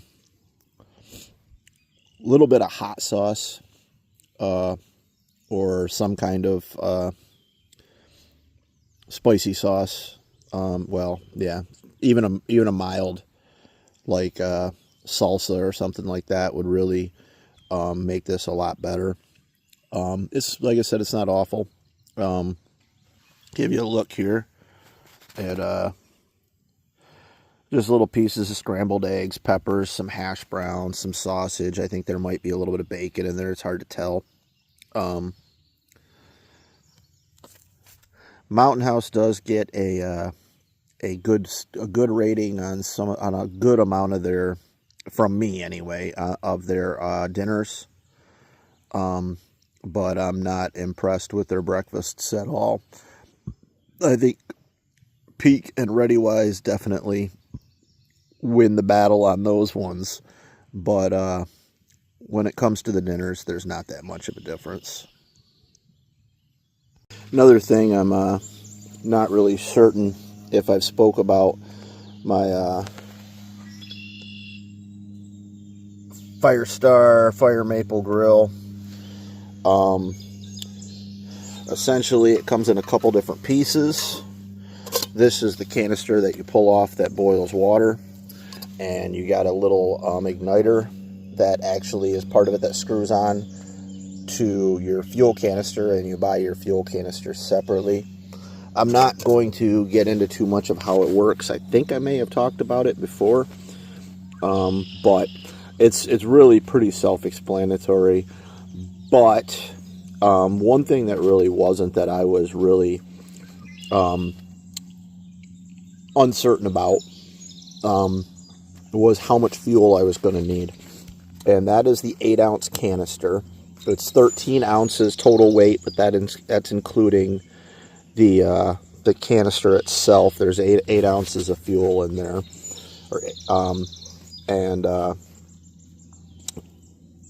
I bought a second one of those. There are different sizes, but I bought a second one. I had this one that I used when I was in the Manistee River Trail, which I was only there for a night, but I made actually 2 dinners while I was there, because I had some smaller ones, and then I made a breakfast before I left.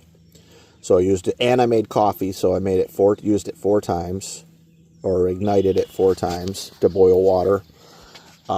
Then I was a couple weeks after that in Hoist Lakes for 2 days, and I made multiple meals, probably, and coffee. Probably used it 5 or 6 times, and then I've used it this entire week. I have not heated my water over the fire. I did bring a little pan that I could heat water over the fire if I needed to, but I have not. And that canister is still got a fair amount in it. It has not run out yet. I have not had to move on to the second one. So if you have a brand new full canister, that's probably more than you need. That's probably sufficient. If you have one that you're not sure how much is in it, then I would probably bring a backup and bring a second. But I think if you have a bought off the shelf brand new one and you're doing a week-long trip like this, I think it's sufficient. So the only people I've talked to now are the people that just passed on a canoe, and it was a nice couple named Zach, and I think he said Raylene. Wonderful people.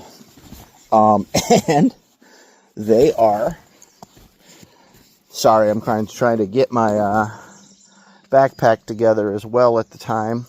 They are the other people that are doing, that are out here currently doing the entire trip that started in Grayling. They are going fully through to Lake Huron. However, they are also doubling back. I think they have their car or something, I'm not sure, at Old Orchard, or at Lake Huron, and they're gonna come back and stay at Old Orchard tonight. So they might come hang out with me. I'm not certain. They asked for the lot number and asked if they could come and well, not stay at it, but they're going to be camped there tonight. So really cool people. Had a good time talking with them. Glad to have met them. Probably the best people that I've encountered out here, which makes sense because they're the other people out here doing the same thing that I'm doing, not just doing a day or a weekend or whatever. And so yeah, almost loaded up. But one thing I want to say before I leave this absolutely wonderful campsite is another benefit of it that I did not have. Even the campsites that I had that were very close to the water did not have as nice of an area to pull my kayak easily on shore, which resulted in the back end of it being in the water. And so when I reloaded in the morning, I had to consistently walk in and out of the water, or if I wanted to go and get anything, I would take my backpack up, obviously, but if I wanted to go and get anything out of my tote, I had to walk into the water to do it. And I mean, you're in and out of the water all day. At a certain point when it's evening and you're like, oh, I'd like another snack, but I'm going to have to go back out into the water, you know, and I know you could bring the tote up, but you really stop doing that quickly. You stop bringing more gear out of the kayak than you have to. You start just bringing the essentials up, especially when you're going up a hill that pretty far. So yeah, I'm going to stop there, and I'll be on the water in a few minutes, and I'm going to talk a little bit as I'm drifting along about what gear I have found to be essential and what gear I haven't. Just left my camp. I'm out in the beginnings of the Foot Dam Pond, but it is still sort of a drifting river, not real fast at all. To make any time at all, you really got to paddle through here, but it does have some movement, movement in the proper direction, unlike when you get into the larger areas of the pond, where you most certainly will not. So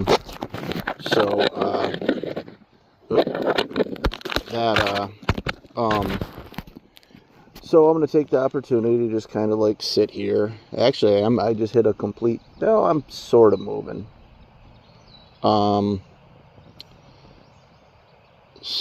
Take the opportunity to bring up gear, and some of it, you know, that is just basic stuff, but you'll really need probably it more than you think. The essentials, we're going to list off the essentials. You know, sunscreen, and lots of it. You're going to be out on open water for, I mean, probably close to 8 hours minimum every day. And even the days that are overcast are, I mean, I burned my legs up the first day because I didn't put sunscreen on because it was really overcast and I thought I'd be fine. I was not. I learned quickly. The only day that I didn't apply sunscreen was yesterday, and if I'd have been on the water longer, I would have, but it was just finishing raining, and I was good because I'd reached my site. If I'd have been going further, I would have most definitely had to stop and put some on. Obviously, the next is going to be bug spray. A lot of these sites that you're going to encounter, and a good amount of it. Sunscreen and bug spray are two things that I had 2 containers of and thought about bringing the second one, and I did not.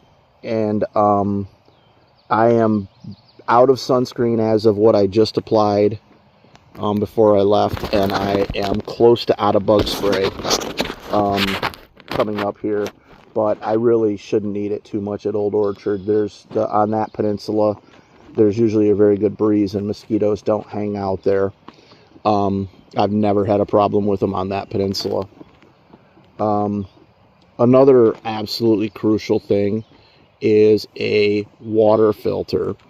You are not going to, if you're out here doing the extended trip, unless you're really at the sources that you find filling up just ridiculous amounts of gallons of water, you're probably going to need a water filter. You're definitely going to need a water filter. And even like I said, once I left I could have stopped at Elkona County Park, which I did not. I just crossed the pond and got out of there. I could have gotten fresh water there. Oh, there's some perch swimming around down there. I don't know if you can see them or not. I just passed them. They're not very big, so I'm not going to worry. I will be doing some fishing as I move along here.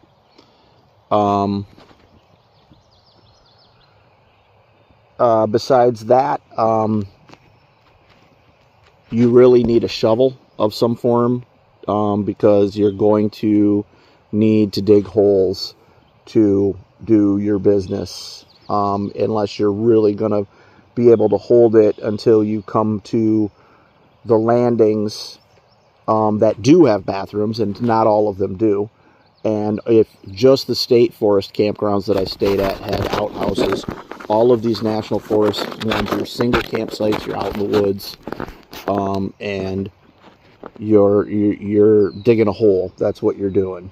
So you're going to need a shovel, but like I mentioned earlier, a shovel can also be used for a lot of other things. I was using mine as a fire poker and things like that. So it's pretty useful. The shovel I have is a little bit big for hiking, which I use it for hiking. I am looking for a smaller option, but I think it's actually suitable, and actually a bigger one possibly would even be fine for a trip like this. You're going to need some way to cook your food. Now, you can say you can do that over the fire, but there's going to be times when you're going to pull into camps later. You're really not going to want to screw around with the fire right away. You're hungry, and you want to get some water boiled up real quickly so that you can have some food. Man, there are just lots of little, they're nothing big, but they're little fish. I'm in a pretty deep area. I'm seeing little bluegills and little perch all over the place. They are just swimming around. So you're obviously going to need, the basic stuff. Something to sleep in, and your sleeping bag or something. If you get a good rated sleeping bag, which I have a 20 degree, it is more than sufficient for being out at this time of year. I actually used it in May and I was fine. If you get a bag like that, you're not going to need anything else. You're not going to need to carry any extra blankets. Had I not been out and used my bag in even colder temperatures and had brought extra blankets, I would not have known that, and I would have packed extra blankets as well, or I would have been afraid to trust it. But if you get a reputable company's 20 degree bag, you should be good in spring, fall, and summer, and more than good in most summer weather. In fact, a couple nights it was warm, and I did not zip it up fully. It is the mummy bag is what I'm referring to. Very comfy, and actually is very well padded. I think I've covered all of the essential gear. So now I'll move on to gear that makes it easier. Well, actually, I'll put this in as essential too, but it really depends on your age and if you're with a partner or not. But a cart to help you portage your kayak or canoe or whatever over the dams. You're going over very big hills, up and down to get back into the water. And like I learned, if you get a cart, don't go cheap. Read some reviews. I did not get a better one than that. It works, but not well. Obviously, you need all your toiletries and stuff like that.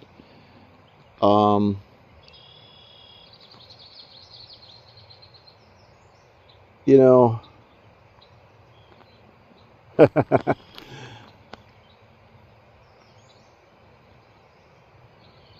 I'm drawing a blank. My brain is shutting down, even though I've had coffee and breakfast. I'm just out here and I'm lost, and I'm looking at that. I'm not sure how well you can see some of it, but it's just beautiful to look down at this river bottom as I'm moving along through Foot Dam Pond. It was about 9:30 when I left. It's been about 10 minutes that I've been recording this, or close to, so I've rambled on long enough. You know,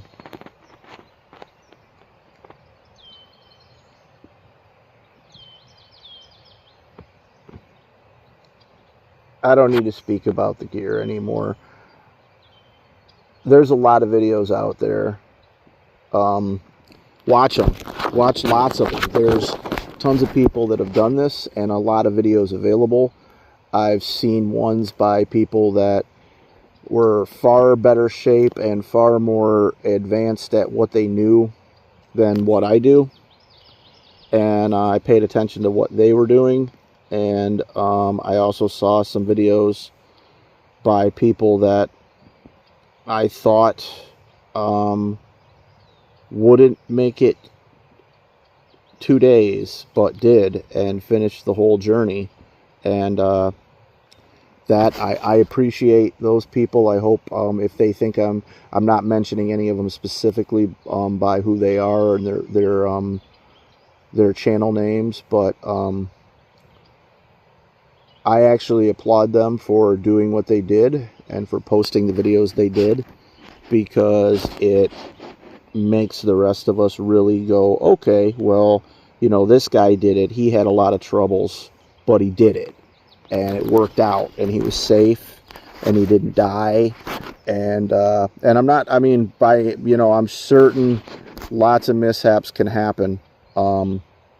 I almost had one on Foot Dam Pond, and I can't find the footage that I filmed after that. But if not, maybe I'll bring it up later. But yeah, I guess what I'm saying is I'm out here, I'm doing this. I have, at this point, probably 4.5 miles to go. I survived. I made it. So can you. Here is an example of how you can get confused of which way to go when it opens up into bigger water like this on the pond. I just came. Here's an example of how you can get confused on the open water while you're doing a pond, even though I'm just starting to get into the beginning of the open water. I came from over there, and as I was coming, it looked like I went that way and around this corner, and it was wrong. I went that way and around that corner, but as I was coming up, it really just looked like there was no opening there, like the trees ran into that peninsula ran into those trees. So not too much of a blunder. I'm letting it kind of bring me back most of the other way, and then I'm going to paddle to get over. Otherwise, it'll just push me ashore. Just brought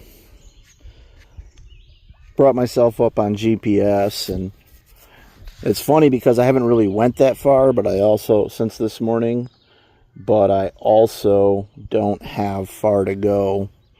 Probably got around 3.5 miles to go. I haven't been moving very fast. I have been paddling. As you can see, I'm in a dead spot kind of right now, but it's actually taking me mostly back the opposite direction if I don't paddle, if I just kind of sit here. I'm not worried about it for a minute. There's a lot of, I'm looking down, I don't know if you can see that guy. There's a lot of little fish down there. Nothing big enough to catch, but I'm just enjoying seeing them. Let's see if I can. Lots of them just swimming around right up here. They're coming right up to my boat. It's like they don't. They're following me. There's more of them coming out. Wow, tiny little guys, little bluegill. I think there might be a couple. These look mostly like bluegill. I did see some perch moving around. They are really interested. More and more of them are coming out and just following my boat. I don't know if I don't know how many you can see. Yeah. Just lots of them. Lots and lots of them. Just coming along. It's kind of funny. Well, I'm going to probably scare them all now because I'm going to get back to paddling. I think that might be the foot out overlook, but I don't know, man. I don't remember it being that steep. All right. I just passed campsite 97. That was it right there. It did not have a real good pull-up either, but it is a boat in. I don't know if it's a drive-in as well. I'll have to look that up later.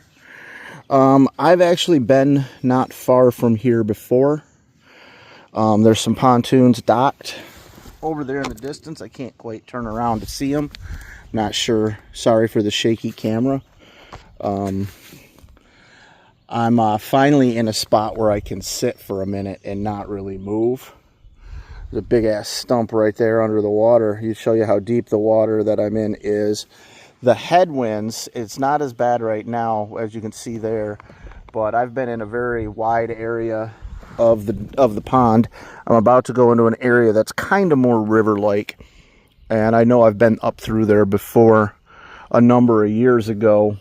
When I was camped at Old Orchard, I paddled up this way upstream to fish, and then just let the current, at that time the winds were in my favor, and I let it just kind of take me back into the main area of the pond by the campground.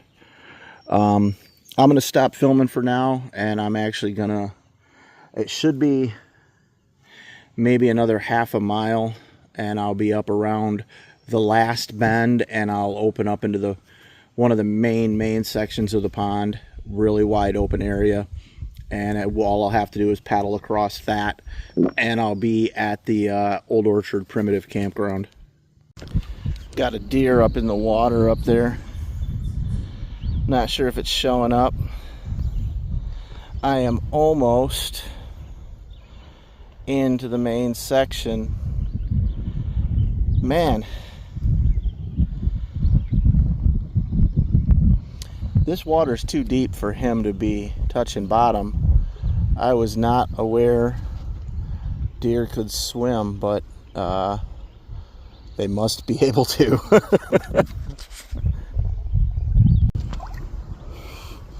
That peninsula right there straight ahead is the primitive area of the campsite. There's the beach.